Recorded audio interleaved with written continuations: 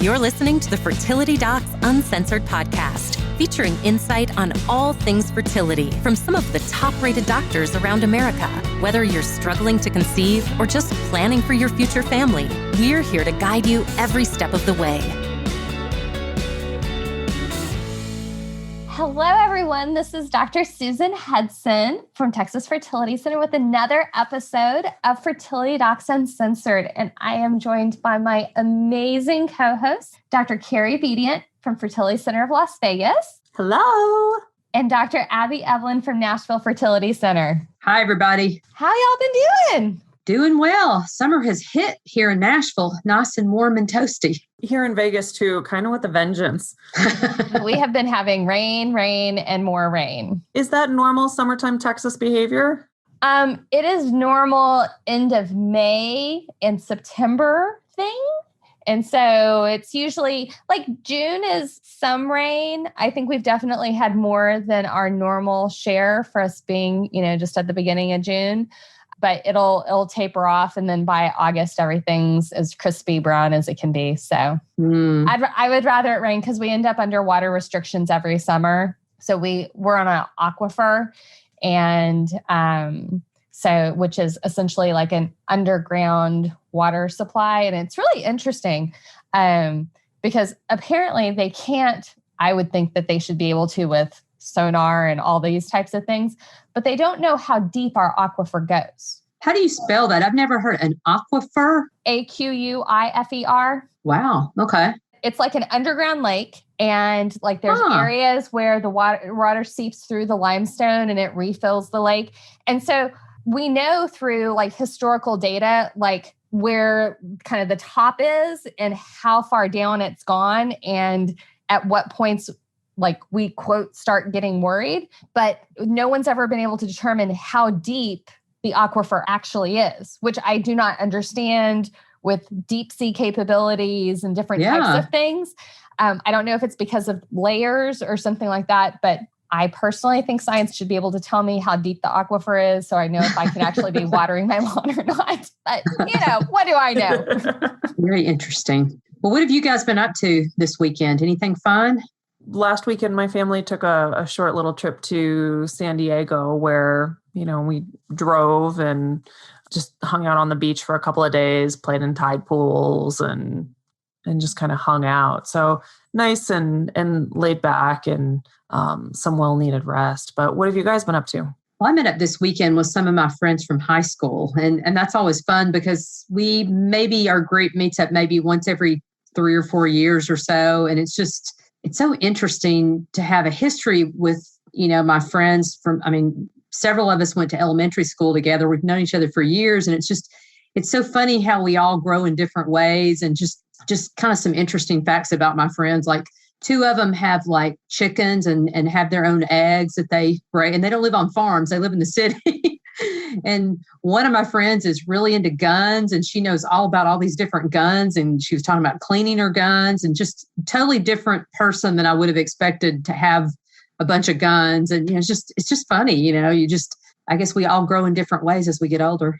Have you guys ever had an interesting experience like that at a high school reunion or with old friends? It's been a long time since I've been to a high school reunion. I think I went to my 10-year one, and like the last one they had, at one of them I had a family member in the hospital, and I think I just skipped one. I don't know. Oh, so you're one of those. You're one of the ones that don't go to your high school reunions then. It's like I said, I went to one of them and I had a good time. The other one, like I said, I had one of my kids was in the hospital, and then the other one I just didn't go to. I should go to another one. I practice in the same town that I grew up in, so I run into people that and I'm friends with them on like Facebook and that type of thing, and I see people in town and that type of thing. And when we have like big events in the city, I run into people all the time. So I think part of it is I kind of have a level of interaction with people I still have a relationship with. Yeah. And so that's the important thing to me, and not necessarily like going to like that one event. Well, it's funny.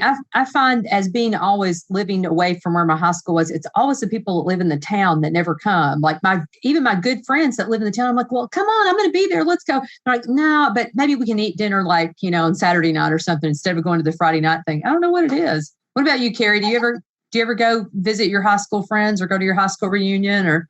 So I've never been to a high school reunion. And part of that is because every year that they've had one, like I was always away, and it was always far enough that it made it really challenging, and just the timing, because when I was in medical school, the next one, my tenure, which is the first year that we really had one that was significant, I was in residency at the time, I guess, maybe fellowship. No, I guess I was in residency. Probably early fellowship. No, 10 years, because it was 4. You would have been in residency. College and 4 years of residency. So I was in residency and I couldn't get back. And then I don't think we had a 15th. And then my 20th was in the midst of COVID. And so that got rescheduled because I was actually thinking about going to that. And then of course it got rescheduled. So it's going to be sometime this fall. And it'll just kind of depend because I have to travel back to it. And I see, my longest time friend, I see every year at Christmas because our families have been friends for so long that like she's just kind of built in. And a lot of the other people I hear about through the grapevine, but I don't ever see anymore. So it'd be kind of nice to see them, but actually getting back takes a fair amount of maneuvering. And when I struggle to get time on weekends, just to exist anyway, it makes it a lot harder to say, all right, how am I going to get back to Arizona, make sure call is covered, make sure my husband can go too, because he's got his own medical practice, the call schedule to worry with. So I'm a terrible person to keep in communication. Like I have one friend who keeps in touch with absolutely everyone, and she's so good at it. She remembers all the birthdays and all the names of everybody important and all those things. And I am not good at any of that. So that's a certain skill that certain people are gifted with. Mm-hmm. I will say it's really fun though, to kind of get those people together. And surprisingly, actually, I texted everybody like a week and a half beforehand and everybody's like, yeah, let's do it. Cause we all say, oh, let's get together. And we don't. So I thought, well, I'm just going to do it. And so I was really surprised that all but one person that I asked to come all showed up. And we sitting there for 4 hours and ate dinner. It's just fun to talk to people who have known you since you were a little kid and you have all these stories and, it's just fun to and sometimes stories you don't even remember, they remember and vice versa. And so it was really fun. We had a really good time. That's awesome. Well, let's go to our question of the day. So our question of the day is, can you address recurrent trisomy pregnancies in women with no translocations? New research into, quote, sticky chromosomes, ? I am a 40-year-old and have had 3 naturally conceived trisomy pregnancies, trisomy 21 twice and trisomy 16. And through a wonderful network of women who have chosen to terminate medically complicated pregnancies, I've met others who have experienced the same at much younger ages. I would question, is there an understanding of women who may have a reason for sticky chromosomes versus simply premature ovarian aging? Thank you. Love your podcast. So, ladies, what do you think? Well, I think it really is kind of semantics. I mean, I don't know that anybody knows there's such a thing as sticky chromosomes. I mean, really what it boils down to when you're 40 and you're trying to get pregnant, you have increased risk of chromosomal abnormalities. And unfortunately, we don't have any magic bullet for that. There's no great way to correct that if you're conceiving naturally. And so that's why a lot of times we talk to patients about doing IVF and doing genetic testing, because, if you're predisposed to that, which women beyond 35 have a much higher risk of having trisomies and just chromosomal abnormalities in general. If you're predisposed to that, we can pick an embryo out that hopefully is normal. Sometimes we don't find normal ones. And in fact, sometimes in women over 40, we don't find any. And it's not that that's good news, but at least it kind of, I think in some patients, it sort of helps them realize that maybe it's time to move on to donor egg or something like that, as opposed to continuing to try and get pregnant, having multiple miscarriages. I'm just thinking back to our episodes with Amy Jones, where we were talking with her about what is the percentage of normals versus abnormals that you see and how that breaks down by year. And the thing out of those episodes that has stuck with me more than anything was that she said, even with a young person who is healthy, who has no issues, under the age of 35, 60% are going to be normal, which means that 60% is normal. That means that 70% is going to be abnormal. Sorry, my math Good math, Carrie. my math is questionable today, but those 40% that are abnormal, that's a really high percentage. And so when you're looking at fairly small numbers of chromosomes that you get, like I tell my patients, statistics are fabulous when you are dealing with a football stadium worth of people. But when you're dealing with one couple, all of that goes out the door. And so I don't know that I've seen research that is focused specifically on chromosomes that don't break away in the manner that they should outside of a translocation, and translocations are a totally different ballgame. But I could see where there's some spindle defect where it doesn't pull them quite as well. I don't know why they would focus more specifically on one chromosome than another. But these were, this was a pregnancy with two different chromosomes involved. Yeah. One was 21 and one was 16. And we all know 16 is the most common abnormality that you have in products of conception. That's a really common one, the most common one. Right. And 21 is certainly not that far behind. So it may just be laws of averages, and what is common is common. Yeah. And I also want to make the point of, our listener mentioned women who were younger having these pregnancies that were chromosomally abnormal. And even though we always focus on, women over 35 have an increased risk of having a chromosomal abnormality, but when you look at sheer numbers, most babies born with chromosomal abnormalities are actually born from women who are less than 35 because there's more of them having babies. So the fact that there is a population of people who are having chromosomally abnormal babies is not surprising. It's part of, unfortunately, human reproduction. What we know is most of those chromosomally abnormal embryos are never going to implant. Most that are going to implant are going to be lost in miscarriage, usually in the first trimester, and a small proportion that does increase statistically significantly after the age of 35. So it's important to kind of understand how all those things kind of play together. And I can say clinically, when we have patients who do IVF with PGTA chromosome testing to see if we have chromosomally normal embryos, that most of our patients with recurrent pregnancy loss, most of them end up with normal embryos. And so it almost, what it appears is that sometimes those embryos stick longer in some women than they do in others, which is what I think we kind of see in our practices. What do you think about that, guys? Well, just overall, I think, essentially, if you look at somebody at 40, which I think is the age of our listener, if you have 10 eggs and you put sperm with 10 eggs, 9 out of 10 eggs are going to be genetically abnormal, and they're probably not going to be the same thing. Highest group is trisomy. So, I kind of think overall, my answer to this question is I think it's just unfortunately an age-related condition. I don't know that it's necessarily a recurrent sticky chromosome or abnormality. Mm-hmm. What are your thoughts? Yeah, I think the highest likelihood is just random chance.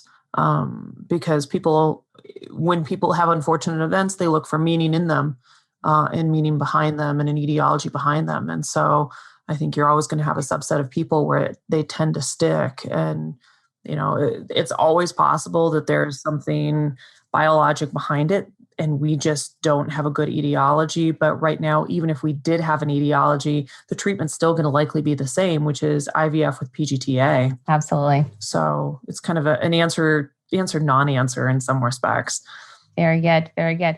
Well, today we are going to discuss reproductive options for women in same-sex relationships. Yay. So, yay. Good stuff. Yay. Good stuff. So, Carrie, when you have a female same-sex couple come into your office, what should they expect? So there's a bunch of different things to talk about. And I always find that these initial visits tend to be a little bit more conversation heavy than than many of my heterosexual couples or single couples. Single couples. I guess you can't really have a single couple. Single couples. And so the conversation that I have, so in addition to the standard initial visit stuff, which is history and background and all of those things, I always kind of lead with what do you guys think you want to do? Because presumably, and this varies by couple, of course, but presumably instead of having just one set of, the female organs, one set of male organs and all of the gametes and everything to go with that, you have 2 fully functioning sets. And so that means that you have greater options. So one of the first questions I always lead with is, all right, have you guys looked into this at all? Do you have friends who have done this? Do you have an idea of what you want to do? Do you want me to start from scratch and go through everything? Or do you really have something set in mind? Because oftentimes when I'm talking to these couples, they will have it very set in their mind of, one woman very much wants to carry and the other one very much does not want to carry. And then who's providing eggs varies. And then sometimes they will have really definitive ideas about where they're getting sperm from, whether it's going to be a donor bank or a friend or a family member. And of course, all of that is going to influence how we go. So we usually start with a broad question of, all right, what do you know? And is there something you think you want to do? Because some people want to go very much without technology. And we just start teasing through all of that. And so it ends up being a little bit lengthier discussion because I need to make sure they know what their options are, because that's also going to influence, like if we know that we're going to do just one woman through everything, then I'm going to pay less attention to the other woman's medical history and focus on the woman who's providing eggs and uterus. But I tend to start with an open-ended question of, all right, well, do you think you know what you want to do? Do you know what the options are? And if they don't, then I lead from there. I think the other thing with same-sex couples is, kind of the presumption is when you come in that you're going to be using donor sperm. And that's not always the case. But I would say with the majority of same-sex couples, it at least starts with the use of donor sperm. And so because we use donor sperm, whether it's anonymous or whether, it's a known donor, the FDA gets involved. And, the idea behind the FDA is they want to make sure that the person who's going to carry the pregnancy is healthy. They want to make sure the partner's healthy, and they want to make sure the sperm donor's healthy. And so kind of the difficult or more expensive part of that is, in order for us to be able to do donor insemination, we have to do a lot of testing, and we have to do it on both partners. And a lot of times I get the question of, well, I'm not carrying the pregnancy, so why do I need to have blood testing done? And the reason that is because we want to make sure that you're healthy, that you don't have hepatitis or something like that, because ultimately, if the woman who gets pregnant, if your partner gets pregnant and we find out she has hepatitis, we may think it's coming from the sperm donor and it may be coming from you if we don't know that you're healthy. So that's why the FDA sort of requires that we do that. And one thing to clarify here, when we're talking about same-sex relationships, we're talking about same natal sex. So this is not necessarily a conversation about trans women who in that case would be born with the male reproductive organs and may or may not still have more functional use of them, kind of depending on where they are in that journey. This is talking about two females from natal sex, meaning this is what they are born with, and this is the biology that we're working with. So just to kind of clarify that, we're not glossing over our trans patients. We're talking about two human beings coming to us with a pair of ovaries and a uterus, presumably for each of them. But the FDA still would make us get labs on both partners, right? Because if you're sexually active. The FDA does not actually require that. That is something that I know our labs require, and that is a practice dependent thing. Now, when we're talking about, so I was going to kind of dive into anonymous versus known sperm donor. So when we're looking at sperm donors, one way or the other, that's really the part where the FDA has the control, because anytime you're introducing essentially an outside source, just like in an organ donation, all those things are going to have to, the infectious disease labs and medical history and sexual history and all those things are going to have to be I's dotted and T's crossed. And so what are some benefits of using a known donor and some benefits of using an anonymous donor, and cons of both as well? So starting with an anonymous donor, because that's probably what I would say 95% of my people go with. Like that in the US. In the US, that tends to be the most common. With an anonymous donor, you're looking through a sperm bank, and there's, I would say, probably roughly around a half dozen big sperm banks within the United States. It does not matter where they are physically located. The biggest and longest standing is probably California Cryobank, but there's about a half dozen others that are very common and frequently used. And so when we are looking at sperm donors, or our patients are looking at sperm donors through a bank, they are just going through and saying, okay, we are sorting by characteristics. We really want someone with whatever height, whatever hair color, whatever ethnic background, whatever life experience. And these websites have it all sorted off. I mean, I tell people it's online shopping at its finest. And sperm banks have all of these patients already tested. Their sperm is already banked and ready to go. And so it makes it a lot easier for patients. So that's some of the advantages for an anonymous bank, but that's not everything. Right. And another big advantage of going through a sperm bank is all of the legal stuff is taken care of. Yeah. So when you purchase that sperm, it is yours. Okay. And there, all the kind of theoretical parental rights and things like that legal stuff has been taken care of. Now, Abby, what happens when we're using a known donor? So with a known donor, we require a contract that basically says kind of what's going to happen. And I don't know if that's true of every center, but the tricky part about that is even if you come up with a contract, you and your partner come up with a contract with the sperm donor, and the sperm donor says, oh, I'm just doing this as a favor to you. I just want to donate sperm to you. And, even with a legal contract, the problem is if something happens, 8, 10, 12 years down the road, maybe the guy never has a child and he's like, I know I have this biologic child. I really want to have some contact with this child. It's hard to know how the courts will rule based on what is written in that legal document. So, I think you have to be a little wary of using a known donor because you just don't know what's going to happen down the road. So when we have known donors in our clinic, we treat them just like if somebody was coming to donate sperm in a sperm bank. They're going to have to go through all the FDA clearance. They're going to have to collect. They're going to have their sperm stored for a certain number of days.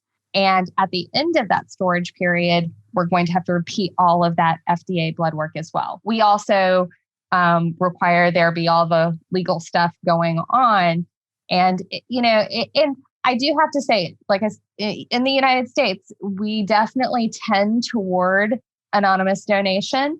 I've had some people use a known donor. I find most people find it to be a little more cumbersome than what they really want to deal with. Probably a little more expensive too, by the time you do all the blood work on them and everything. People oftentimes come in thinking, oh, I'm going to have my really good friend donate because that's going to be cheaper and easier. And I would say ultimately it ends up being, depending on how many children you want and how you are getting there, I would say it oftentimes ends up more expensive to use a known donor when you factor in legal. And oftentimes you're factoring in psych as well, because when you have a known donor, you absolutely have to have psych done on both parties to ensure that not only are they both okay with this, but they're okay doing it in a known situation, which is different than when you have an anonymous setup. So another thing that we do at our clinic, and I'm not sure if you guys do that, but if anybody's using third-party reproduction, so donor eggs, donor sperm, gestational carriers, donor embryos, whatever it is, all parties involved have to visit with a counselor to discuss things. Implications counseling. Yes,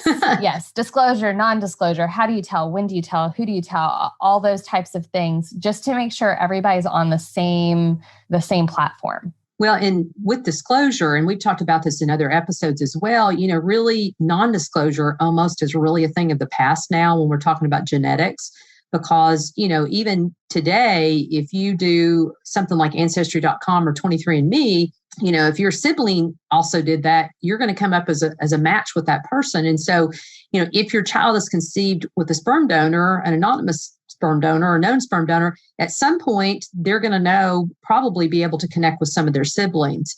And so, that's important to discuss with implications counseling to, how are we going to tell the child and what are we going to tell them and that sort of thing.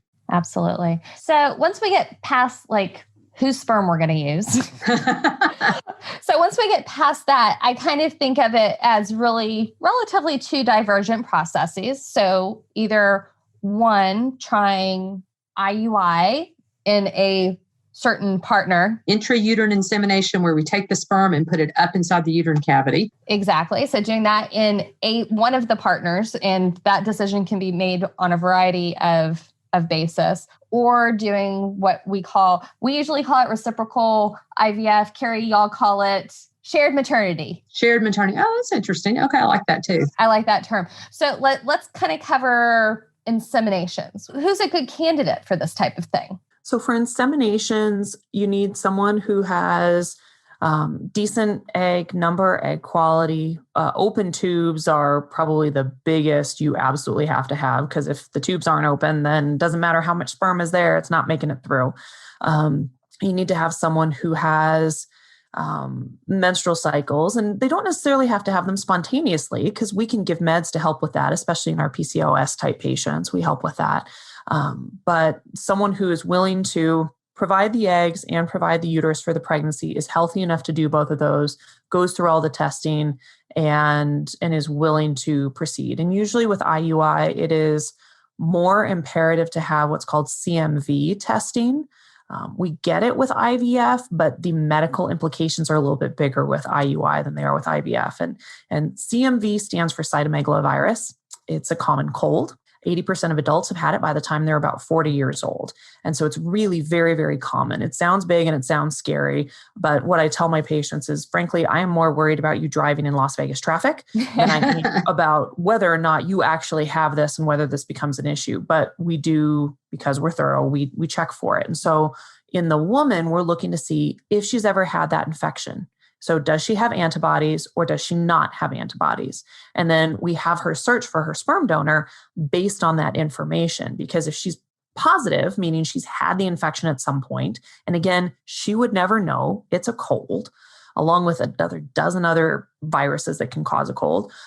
If she's had it, then we don't really care about the sperm one way or the other. It can be positive, negative, no big deal. But if she's never had it, then we tend to recommend getting a CMV negative donor, because there is a theoretical risk that the donor could have had CMV at the time of donating, because it's a cold, so it's not necessarily going to show up in a big, bad, and ugly way, and that it could be passed through the sperm. She could have it. And if she gets it for the first time during pregnancy, that has birth defect implications. And so we go through all of that. But like I said, usually at the end of it, I say, look, you drove here through Las Vegas traffic. That was a riskier thing than even if you're negative and you have a positive donor. But it's something we can control, and it's relatively easy. So we do. As a side note, I usually tell patients it's a lot like chickenpox, because a lot of patients, even in this day and age, have had chickenpox. And I say, it's a virus just like chickenpox. If you've had it as a child, no big deal. If you get it like chickenpox as an adult, it is a big deal, and it can cause issues with the baby. And so, because most people, when you say CMV, they look at you like, what in the world are you talking about? But it's just a viral illness. It's a very common question that I have amongst my same-sex couples who are looking at getting donor. My blood type is blank. Does it matter? Abby? It's not that big of a deal. Just like if you had a partner who was a male partner, you probably wouldn't, screen him to be a partner based on what his blood type was. But, as if you have the opportunity to choose, which you do as a female, that's the beauty of using donor sperm, is you can pick the sperm that's right for you. If you have a positive blood type, it doesn't matter. If you have a negative blood type, it can matter, because sometimes there can be issues with antibody formation during the pregnancy, and it may not necessarily affect the pregnancy, the initial pregnancy, but could affect a subsequent pregnancy down the road if you're negative and the donor's positive. So usually I recommend that if my patient's negative, I recommend that they choose a negative donor also. Carrie, what do you do in that situation? I tend to find that people have a difficult enough time finding a donor without throwing that in there. I will certainly tell them about it. But oftentimes they have something in mind regardless. And yes, you can have antibodies form when you have a woman who has a blood type that's negative. And we have good things to help prevent that from happening. But you would agree, though, all things being equal, if you have two donors that you like the same and your blood type is negative and his blood type is negative, wouldn't you recommend choosing the negative donor, all things being equal? All things being equal, yes. But I find it's unusual that all things are equal because the genetic testing component throws such a big wrench into everything. Yeah. That usually all things are not equal. And so, yes, if all things are equal and you've got a negative woman and she's choosing between a negative and a positive donor, yes, go with the negative. But I find that is very unlikely to be the case because usually we're dealing with bigger issues in the genetic testing, which goes back to all of the carrier screening discussions that we've had. Because what is different about a same-sex female couple in those carrier screens, looking at whether or not the woman providing eggs and the donor providing sperm carry the same genes, that the testing done on the sperm donors varies based on where they are, how long ago they froze, what options the sperm bank chose at that time. Because like when I think about it, when I started residency, we thought we were hot stuff because we checked for CF, SMA, and anemia, and Fragile X. Now the panel that I routinely order has 301 diseases on it. And that's in, all of 10, 12, 13, crap, that number's going up, years. And so it gets a little bit more challenging when I'm talking with my ladies because I'm saying, okay, we can do this one of two ways. You can either choose a donor who's had one of these extensive panels, and then we'll do an extensive panel on you and make sure that there's nothing that's crossing. We can do a panel on you, and then we can search for a donor for whatever you have that the woman carries, confirm that the guy doesn't carry, or you can just choose a male donor with nothing on all of his genetic screening.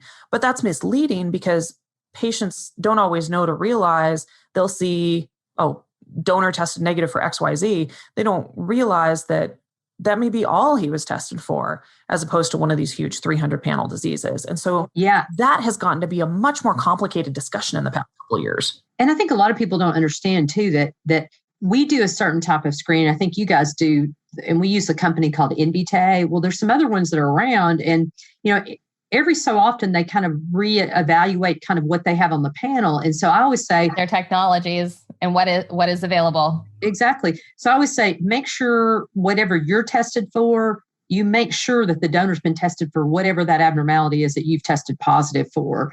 And a lot of the screens, a lot of the testing overlaps, but sometimes it doesn't. So you just want to make sure that whatever you test positive for, you make sure that the donor has been tested and he's tested negative for it. Absolutely. Absolutely. So if somebody is choosing to go down the path of intrauterine insemination with or without additional medications, what does that kind of look like? So I tend to use the additional medications just because it bumps the success rate a little bit. And donor sperm isn't cheap. So we want to make sure that we know for sure when you're ovulating, because ovulation predictor kits can be very reliable, but they can also be a royal pain in your backside. Yeah. Because, and I always tell people, get the ones that are a straight smiley face, nothing more, nothing less, or, a yes or no, not the color change ones, because that will drive you completely bonkers. If you've ever seen the paint swatch panel at like Home Depot or Lowe's, and you're comparing those blues, are they the same shade or not? It will drive you bonkers. And your doctor doesn't know how to answer any better than you do usually when you're looking at color changes.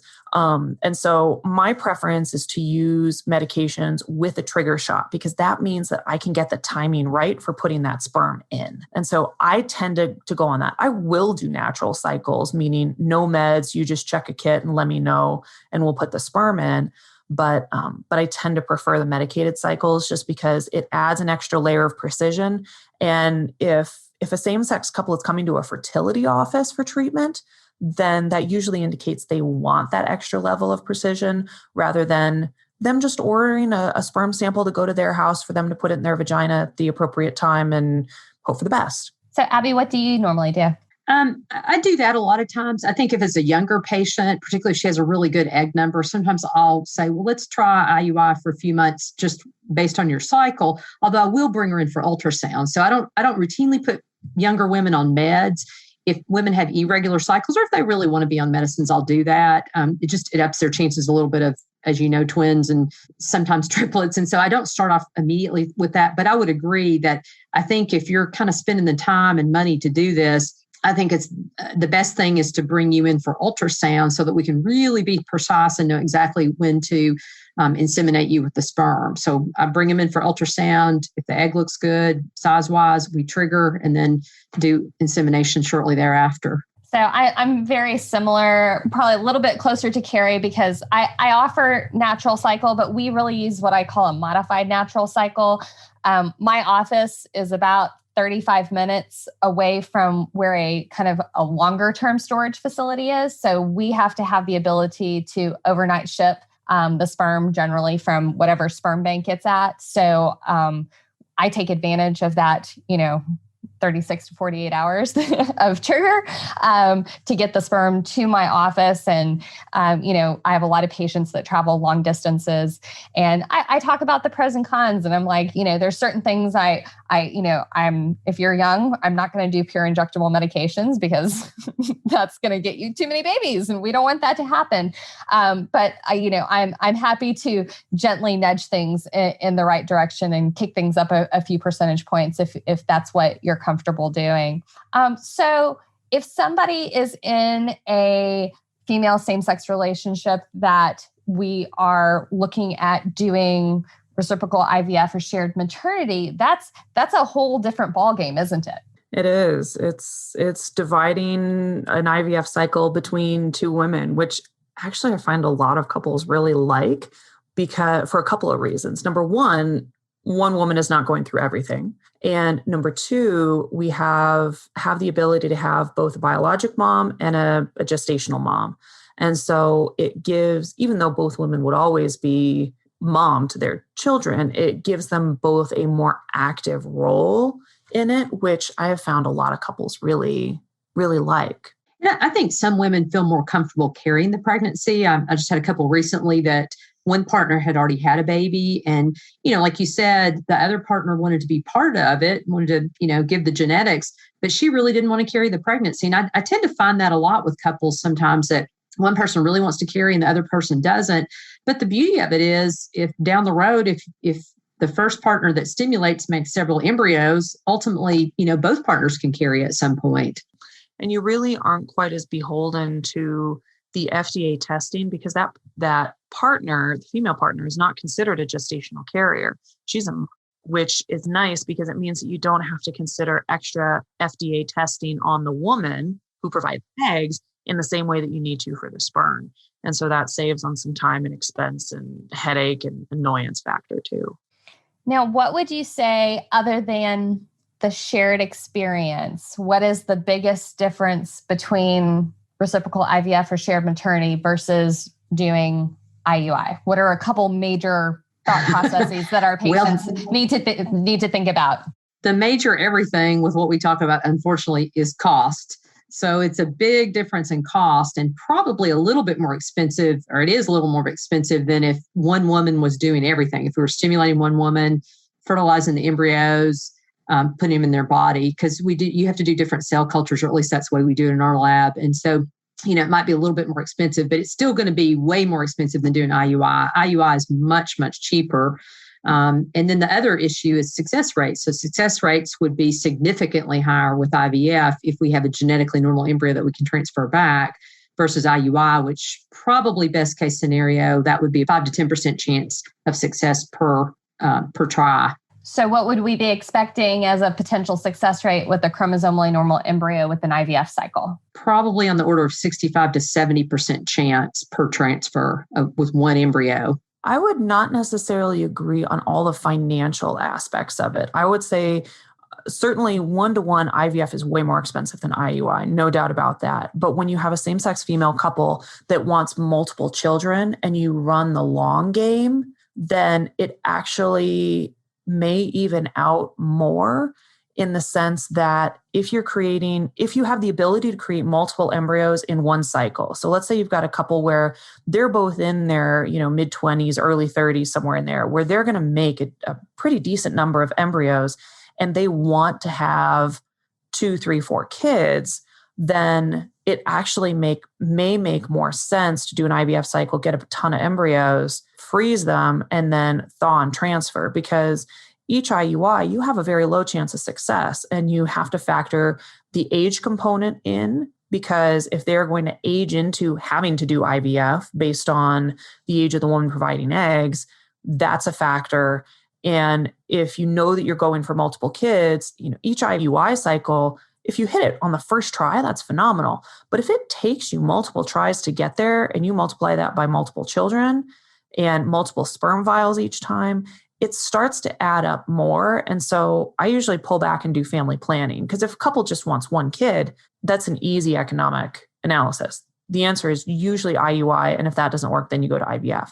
But if they're looking at a bigger family, then you have to look at some of the financial and other family planning aspects to it. I think one big part of the conversation, and this is something I usually ask at my first visit, is, are both women wanting to create embryos or babies at some time with their own eggs? I think that has a big part of it. I also like to have that piece of information, because if I have one partner that may be older, or maybe they could be the same age, but when I do ovarian, if they're both interested, I usually try to run ovarian reserve testing on both of them, just to make sure. I don't want to miss, your ovaries are acting like 10 years older than you are, and we happen to do it on your partner first. It's still your decision, but I might counsel you that time's ticking a little bit more on one person than the other, and we may want to move with baby with that partner first.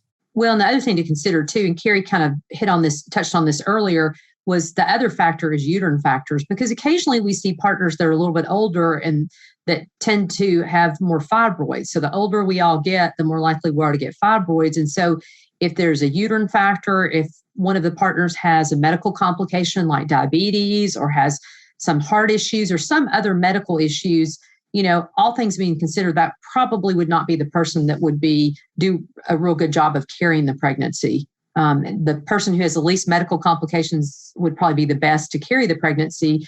And the person who also has the higher AMH would probably be the better person to be stimulated. Very good. Any last thoughts? We covered a lot of ground today. A lot of ground. I was going to say, I don't know that we went into anything in huge detail, but we did cover a ton of ground. Just because there's really so many options. I mean, it's really important to go through everything. The other thing that I would say is that same-sex female couples are prone to the same 15% infertility percentages that affect heterosexual couples. And I would say that in general, same-sex female couples, in my experience, when they're going through, they tend to have better tolerance, better reserves. They're less stressed going through it. However, when they encounter that they are in that 15% of patients with infertility where it just doesn't go as easily as we thought, that ends up being maybe a little bit more traumatic, because they come in thinking like, oh yeah, I'm going to have to do whatever it is for treatment, but then I'm going to get pregnant right away. And you still have to factor in they're subject to the same biological laws that everybody else is. Yeah. And that plays in as well. That's why we do the testing. That's why we give the meds. That's why we go through everything, because we're trying to minimize that from the outset. But a lot of the same biological rules apply. Yeah, and I think that's a great point to note, because I tell a lot of my same-sex couples to be encouraging. After I meet, if they haven't gotten pregnant after 3 or 4 cycles, we kind of regroup and talk. And I always say, if you were a heterosexual couple, you would have tried for 12 months before you'd ever come to see me. And so you've really only had 3 shots at it. And maybe it's just kind of bad luck. And so, and I say that to be encouraging, not to be discouraging, that, maybe it's just tincture of time. We just have to try a little bit longer. Yeah. But unfortunately, as I said, donor sperm isn't cheap. Yeah, it's expensive. I know. Yeah. Well, I think we've done a great job with this today. And to our audience, thank you so much for listening, and be sure to tune in next week for more. Also, be sure to subscribe and leave us a review in iTunes. We'd love to hear from you. You can also visit us on fertilitydocs.uncensored.com to schedule an appointment with any of us, or to submit specific questions that you have about infertility. All the questions answered on the podcast will be answered anonymously for the Ask the Doc segment. So don't hold back. The more embarrassing, the better. All right. We'll talk to y'all soon. Have a wonderful week. Bye. Bye.